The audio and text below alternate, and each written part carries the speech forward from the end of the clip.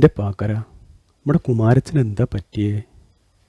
രാമേട്ടൻ്റെ കടയിൽ വൈകുന്നേര ചായ മോന്തുന്ന കുഞ്ഞുപാക്കരനോടായിരുന്നു ചോദ്യം. എന്താ പറ്റിയേ? അപ്പം നീയൊന്നും അറിഞ്ഞില്ലേ? ഇല്ല. അവനെ ഇന്ന് രാവിലെ മുതൽ ഒന്നും കഴിക്കുന്നില്ലത്രേ. കാര്യമായിട്ട് മിണ്ടുന്നുമില്ല എന്ന്. അയ്യോ, ഇന്നലെ വൈകിട്ടും ഞങ്ങൾ ഒരുമിച്ചാണല്ലോ ഇവിടുന്ന് പോയത്. അതേന്ന്, ഇതിപ്പോൾ ഇന്ന് രാവിലെ മുതലാ. രാമേട്ടാ, എൻ്റെ ചായ പറ്റിലെഴുതിയേക്ക്. കുഞ്ഞുപാക്കരൻ വേഗം കുമാരച്ചൻ്റെ വീട്ടിലേക്ക് നടന്നു. ഭാഗ്യം, ആള് ആ കോലായിൽ തന്നെ ഇരിപ്പുണ്ട്. കൂടെ താടിക്ക് കൈയും കൊടുത്ത് ഭാര്യയുമുണ്ട്. ഇച്ചയി, എന്താ പറ്റിയേ? എൻ്റെ പാക്കരാ, എനിക്കൊന്നും അറിയാൻ മേല. എന്നുവെച്ചാൽ ഇന്ന് രാവിലെ ഞാൻ ആൾക്ക് ചായയുമായി ചെന്നപ്പോൾ എന്നോട് പറയുക, ചായ വേണ്ട, മോഷണമാണെന്ന്. ലൂസ് മോഷനോ? അതിനിത്തിരി മരുന്ന് കൊടുത്താൽ പോരെ? അല്ലെങ്കിൽ ഇത്തിരി ഇഞ്ചി നീര്? അതിനാണോ ഈ പുകില്? ഡാ, ഞാനും അതാ കരുതിയേ. പക്ഷേ ഇത് അതല്ലാന്ന്. പിന്നെ മോഷണമാണെന്ന്. മോഷണം. കൂടെ വേറെന്തൊക്കെയോ പിറുപിറുക്കുകയും ചെയ്തു. മോഷണോ? എന്നിട്ട് ഞാൻ വേഗം ഒരു കട്ടൻ ചായ കൊടുത്തു. അപ്പോഴും പറയുക, ഈ ചായയും വേണ്ട, ഇതും മോഷണമാണെന്ന്. ഇതെന്ത് കഥ? എൻ്റെ പാക്കരാ, തീർന്നില്ല. രാവിലെ പുട്ടും പഴവും കൊണ്ട് കൊടുത്തപ്പോൾ വീണ്ടും പറയുക, അതും വേണ്ട, അതും മോഷണമാണെന്ന്. ലച്ചയി, ഇനി രാത്രി കുമാരച്ച വല്ലതും മോഷ്ടിക്കാൻ പോയോ? വല്ല തേങ്ങയോ വാഴക്കൊലയോ മറ്റോ? ഡാ പാക്കരാ, നീ രാവിലെ എൻ്റെ വായിന്ന് വല്ലതും കേൾക്കുവേ?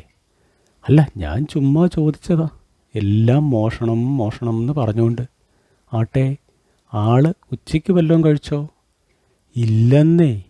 രാവിലെ കഴിക്കാത്തോണ്ട് ഉച്ചയ്ക്ക് ഇത്തിരി ചക്കപ്പുഴുക്കും കാന്താരിമുളകും ഉണ്ടാക്കി കൊടുത്തു. അപ്പോഴും ആ പതിവ് പല്ലവി തന്നെ, മോഷണം. എൻ്റെ ദൈവമേ, എന്താ പറ്റിയ കുമാരച്ചന്? ഇന്നലെ രാത്രി ആള് വല്ലതും കഴിച്ചായിരുന്നോ? പിന്നെ വയറ് നിറച്ച് കപ്പപ്പുഴുക്കും മത്തിക്കറിയും കഴിച്ച് കിടന്ന മനുഷ്യനാ. വൈകുന്നേരം ചായ കുടിച്ചോ? അതാ പാക്കരാ പ്രശ്നം. രാവിലെ ഉച്ചയ്ക്ക് ഒന്നും കഴിക്കാത്ത മനുഷ്യനല്ലേ. എന്നാൽ കഴിച്ചോട്ടെ എന്നും കരുതി ഞാനൊരു മുട്ടയും പുഴുങ്ങി ഇത്തിരി ജീരക വെള്ളവും കൊടുത്തു. എന്നിട്ട് വെള്ളം കുടിച്ചു. മുട്ട കണ്ടതും എൻ്റെ പാക്കരാ, എന്താ ഉണ്ടായേ? ആളുടെ ഭാവം അങ്ങ് മാറി. എന്നെ വല്ലാത്തൊരു നോട്ടവും നോക്കി. എന്നിട്ട് ആ മുട്ടയെടുത്ത് മുറ്റത്തേക്കൊരു ഒറ്റ ഏറ്. ഇച്ചയി വിഷമിക്കാതെ, ഞാനത് ചോദിക്കട്ടെ കുമാരച്ചനോട്? അത്ര നേരവും ഒന്നും പറയാതെ, എന്നാൽ എന്തൊക്കെയോ പിറുപിറുത്ത് ആ കോലായിൽ തന്നെ ഇരിക്കുകയായിരുന്നു നമ്മുടെ കുമാരച്ചൻ. കുമാരച്ച, വന്നേ, നമുക്ക് അവിടെ ഇരിക്കാം. കുഞ്ഞുപാക്കരൻ ആളെയും കൂട്ടി ആ പ്ലാവിൻ ചുവട്ടിലേക്ക് നടന്നു. അവിടെ ആ കല്ലുകളിലിരുന്നാണ് അവർ എന്നും സംസാരിക്കാറുള്ളത്. നാട്ടുകാര്യങ്ങൾ മുതൽ അങ്ങ് അന്തർദേശീയ കാര്യങ്ങൾ വരെ. ഇനി പറ കുമാരച്ച, എന്നാ പറ്റിയേ? ഈ ചോദ്യത്തിനും പിന്നീടുള്ള ചോദ്യത്തിനും ഒരു മറുപടിയും കിട്ടാതായപ്പോൾ കുഞ്ഞുപാക്കരന് കുറേശ്ശെ ദേഷ്യം വന്നു തുടങ്ങി. എന്നാ പിന്നെ എന്നാ ചെയ്യുക, ഞാൻ പോണു. പാക്കര, നില്ല്, ഞാൻ പറയാം. പറ. അതേ, ഇന്നലെ രാത്രി ഉറക്കം വരാൻ ഇത്തിരി വൈകി. അപ്പോഴാ ഞാൻ കുറച്ച് ആലോചിച്ചേ. എന്തോന്ന്? അതല്ല, ശരിക്കും പറഞ്ഞാൽ നമ്മളൊക്കെ ഒരു കണക്കിൽ മോഷ്ടാക്കളാണെന്ന്. മോഷ്ടാക്കളോ? നമ്മൾ ആരുടെ എന്ത് മോഷ്ടിച്ചു? എന്തു മോഷ്ടിച്ചെന്നോ? പറയാം.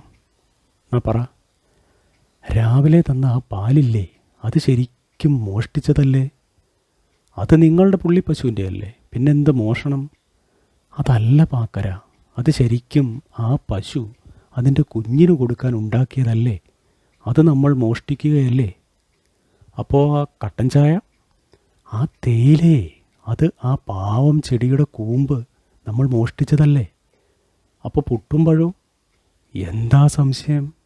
അരി നെല്ലിന്ന് മോഷ്ടിച്ചു, പിന്നെ പഴം അതും. കാര്യങ്ങൾ പതുക്കെ കൈവിടുകയാണെന്ന് കുഞ്ഞുപാക്കരന് മനസ്സിലായി. അപ്പോൾ ഉച്ചയ്ക്കത്തെ ആ ചക്കപ്പുഴുക്കോ? ആ പ്ലാവിൻ്റെ വംശവർദ്ധനവിനുള്ള ചക്ക നമ്മൾ നിർദ്ദയം മോഷ്ടിച്ചതല്ലേ? ശരിയാ. പക്ഷെ ആ പാവം കാന്താരിമുളക് ചമ്മന്തി, അതും മോഷണം. മുളകിൻ്റെ വംശവർദ്ധന ഇത്രയുമായപ്പോൾ കുഞ്ഞു പാക്കരൻ ഇടയ്ക്ക് കയറി. അത് പോട്ടെ, ആ മുട്ട എറിഞ്ഞതോ? അതോ പാക്കര, കിയോം കിയോം പറഞ്ഞ് ഈ മുറ്റത്തൂടെ പാഞ്ഞു നടക്കേണ്ട ഒരു പാവം കോഴിക്കുഞ്ഞിനെയല്ലേ ആ മോഷണം ഇല്ലാണ്ടാക്കിയേ? നീ പറ. എല്ലാം മനസ്സിലായി കുമാരച്ച. ശരിയാട്ടോ, നമുക്കേ ഇതൊക്കെ ഒന്ന് ശരിയാക്കണം. പാക്കര, നീയും ഞാനും ഉടുത്തേക്കണ ഈ മുണ്ടുകളില്ലേ, അതും ഒരുതരം മോഷണമാണോ എന്നാണ് ഞാനിപ്പോൾ ആലോചിക്കുന്നത്. ഈ പരുത്തിച്ചെടിയുടെ വംശവർധന. എൻ്റെ പൊന്നു കുമാരച്ച, ഇതും പറഞ്ഞാൽ മുണ്ടൊന്നും ഇരിഞ്ഞേക്കല്ലേ. അല്ല പാക്കര, നമ്മൾ ഇമാതിരി മോഷണം മുഴുക്കെ നിർത്തണം. വേണ്ടേ? നീ പറ. പറഞ്ഞേ പറ്റൂ. അതിപ്പം ചുമ്മാ അതിപ്പം ഇതിപ്പം എന്നൊന്നും പറയാതെ നീ കാര്യം പറ പാക്കര. വേണ്ടേ വേണ്ടേന്ന്. ആളുടെ ആ പറച്ചിലെ പെട്ടെന്നുള്ള ഭാവമാറ്റം മനസ്സിലായ പാക്കരൻ ഒരു നിമിഷം എന്തു ചെയ്യണം എന്നറിയാതെ ഇരുന്നു. ഇച്ചേയേ, ഞാനിപ്പം വരാം. ദേ കുമാരച്ചൻ പ്ലാഞ്ചോട്ടിലാണേ.